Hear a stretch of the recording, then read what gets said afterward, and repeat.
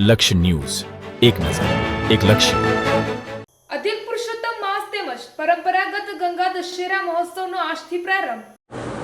અધિક પુરુષોત્તમ માસ હિન્દુ ધર્મનો અત્યંત પવિત્ર મહિનો માનવામાં આવે છે। આજથી અધિક માસના પ્રારંભ સાથે જ અધિક જેઠ એકમ સુદ 17 મેથી અધિક જેઠ સુદ દશમ 25 મે સુધી ચાલનારા ગંગા દશેરાનો વડોદરા જિલ્લાના દક્ષિણ પ્રયાગ તીર્થક્ષેત્ર ચાંદોદના નર્મદા કિનારે પ્રારંભ થયો છે। ત્યારે રોજબરોજ હજારો ભાવિકો ઐતિહાસિક મલ્હારરાવ ઘાટ કિનારે પધારશે। સાંજે 6 કલાકે મહાઆરતી સહિત ભૂદેવો દ્વારા તથા પવિત્ર પૂજન અર્ચન સાથે સ્નાનનો લાભ લઈ અધિક જેઠ માસનું બેવડું પુણ્ય ભાથું બાંધી ભાવિકો કૃતાર્થ થશે।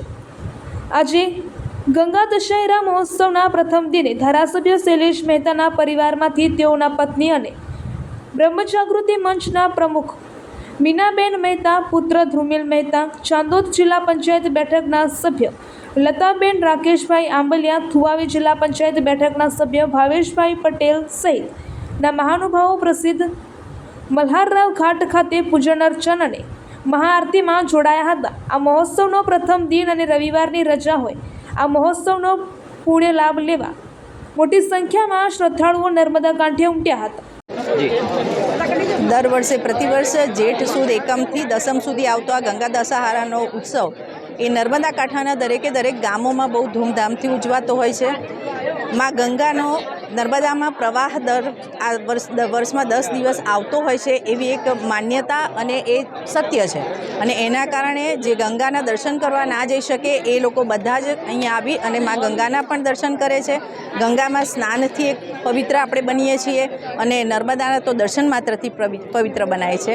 આ ચાણોદ એટલે તીર્થભૂમિ કહેવાય છે અને એમાં છેલ્લા 65 વર્ષથી પ્રતિ સંધ્યાકાળે કોઈ પણ પરિસ્થિતિ હોય, વરસાદ હોય, શિયાળો હોય, ઉનાળો હોય, પણ એ નિરંતર સંધ્યા આરતીનું આયોજન અહીંના બ્રાહ્મણોના દ્વારા થાય છે અને એનો સાક્ષી દરેક લોકો બને છે, એના દર્શનાર્થે લોકો આવે છે।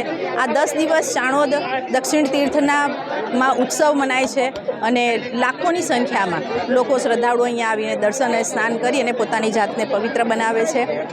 એમાંય આ વર્ષે સવિશેષ આજથી શરૂ થતો અધિક માસ છે અને અધિક માસ અને ગંગા દશેરાનો આ સંગમ એ દરેકે દરેક શ્રદ્ધાળુઓને સવિશેષ ખૂબ સરસ લાભ અપાવશે, ફાયદાકારક નીવડે।